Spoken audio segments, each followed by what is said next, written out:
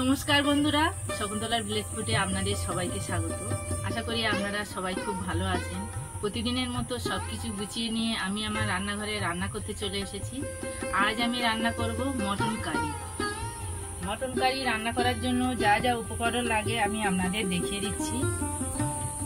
এখানে 2 KG 301টা leg piece এইভাবে কেটে নিয়েছি, আলু,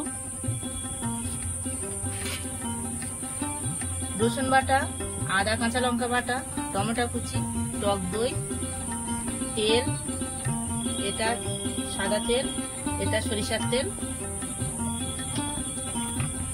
ফোড়নে লাগছে 2টো তেজপাতা, গোটা গরম মশলা, গোটা জিরে, জিরে গুঁড়ো, হলুদ গুঁড়ো, লঙ্কার গুঁড়ো, চিনি, গোটা গরম মশলা আমি বেটে দেবো, লবণ, পেঁয়াজ কুচি। প্রথম থেকে শেষ পর্যন্ত ভিডিওটা দেখার জন্য আপনাদের অনুরোধ রইল। প্রথমে আমি মটনটাকে ম্যারিনেট করে নেব। আদা বাটা দেব, আদা কাঁচা লঙ্কা। মটনে আদা একটু বেশি লাগে, ওই জন্য আমি বেশি করে দিলাম। রসুন বাটা,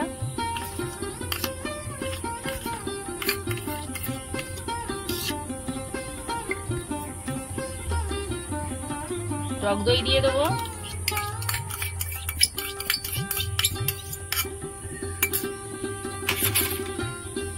ভালো করে মাখিয়ে নেব।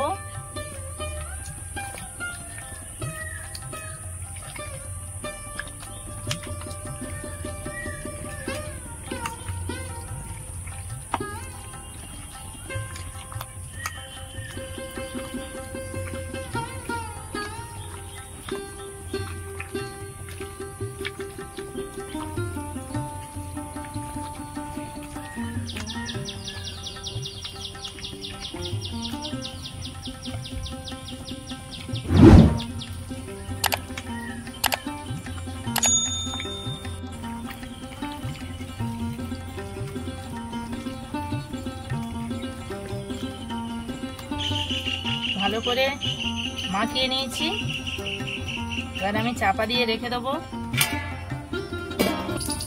উনুন ধরিয়ে নিয়েছি, এখানে আমি একটা হাঁড়ি নিয়েছি, হাঁড়ি বসিয়ে দিলাম। হাঁড়িতে করে মটন রান্না করলে মটনটা ভালো সিদ্ধ হয়। হাঁড়ি গরম হয়ে গেছে, তেল দেবো।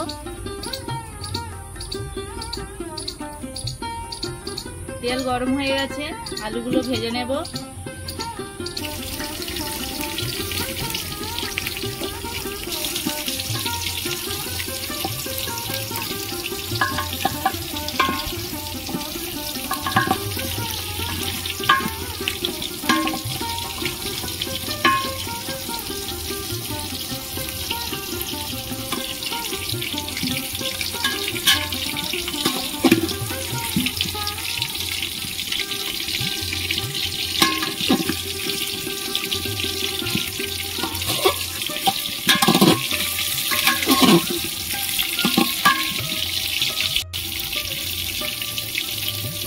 এই আলুর মধ্যে আমি অল্প একটু হলুদ গুঁড়ো দেব,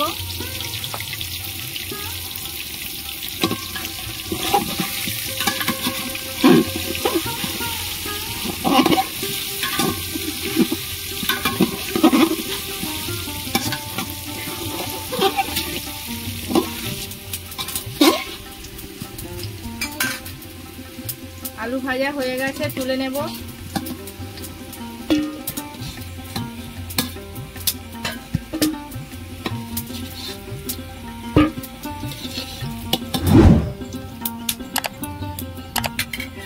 আলু ভাজা হয়ে গেছে, ওই তেলের মধ্যে আমি কিছুটা সরিষার তেল দেব।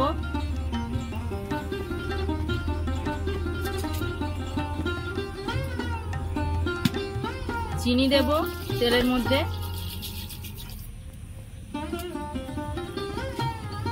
চিনি ফুটছে, চিনি, পেঁয়াজ দেব,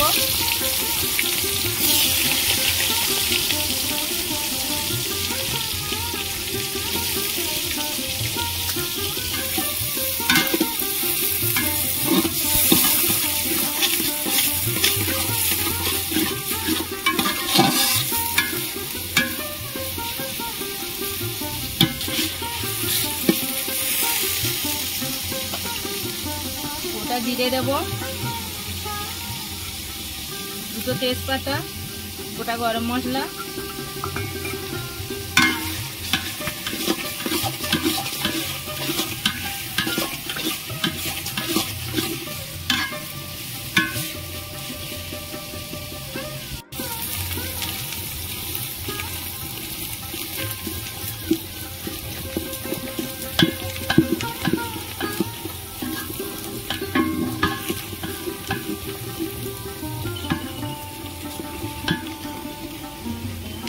পেঁয়াজ ভাজা হয়ে গেছে, আমি লাল লাল করে ভেজে নিয়েছি। এবার আমি টমেটো কুচি দিয়ে দেবো,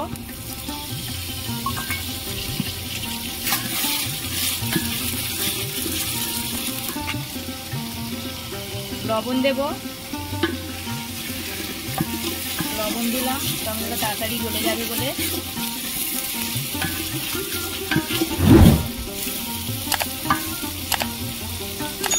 আবার আমি ঢাকা দেব।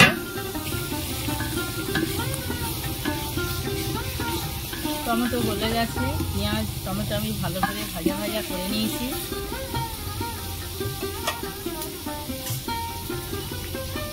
লঙ্কার গুঁড়ো দেব, হলুদ গুঁড়ো,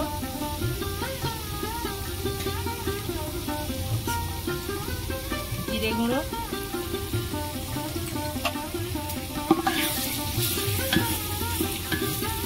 ভালো করে একসাথে কষিয়ে নেব। আজকের আমি মটনটা রান্না করব কোনো রকম প্যাকেট মশলা ছাড়া, খুব সহজভাবে আমি রান্না করে আপনাদের দেখাবো।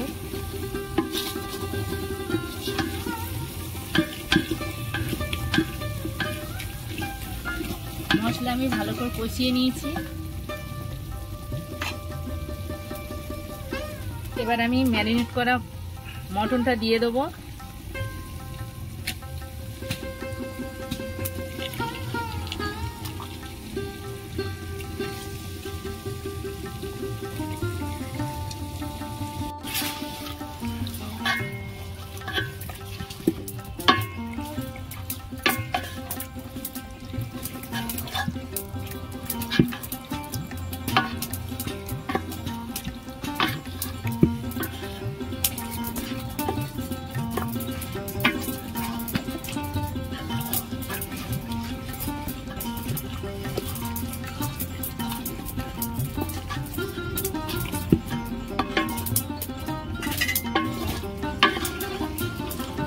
এইভাবে মটনটাকে আমি হাঁড়ির মধ্যে কষিয়ে কষিয়ে রান্না করব। ঢাকা দেব, ঢাকা খুলে নেব।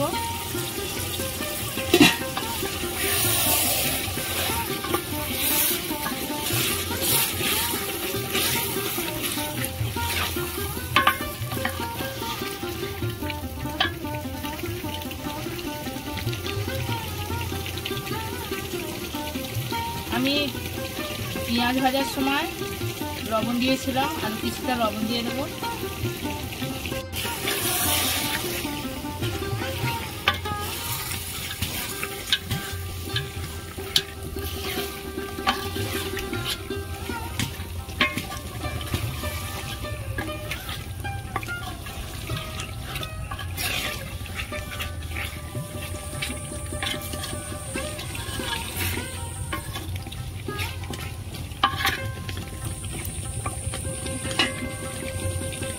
আবার আমি ঢাকা দেব।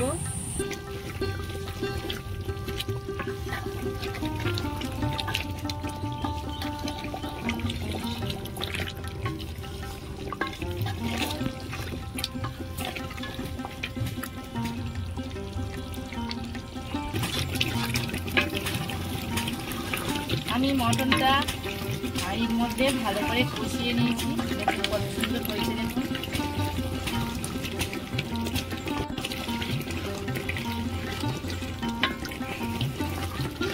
এবার আমি জল দেব, গরম জল দিয়ে দিলাম।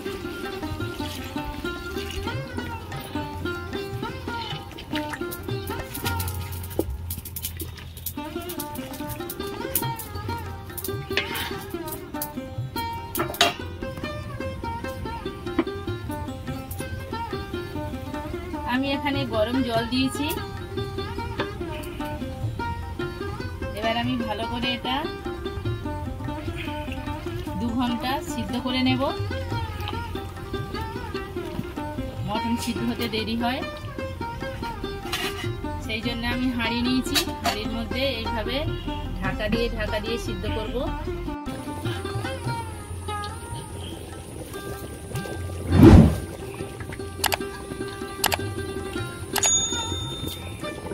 মটন 90% সিদ্ধ হয়ে গেছে। এবার আমি আলু দেব।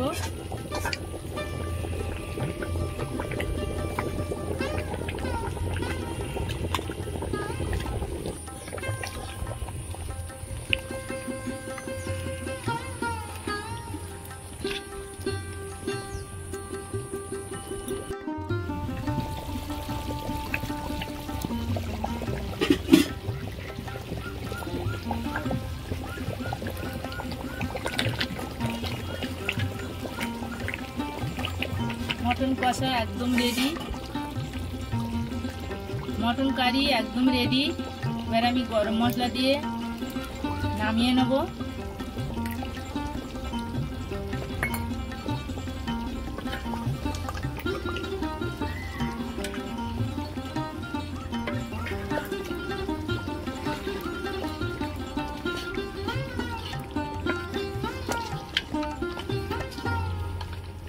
প্যাকেট গরম মশলার থেকে বাটা গরম মশলাটা দিলে তরকারির সেন্টটা অন্যরকম হয়, খুব সুন্দর লাগে। কোনো রকম প্যাকেট মশলা আমি কিন্তু দিইনি আজকে। এবার আমি নামিয়ে নেব।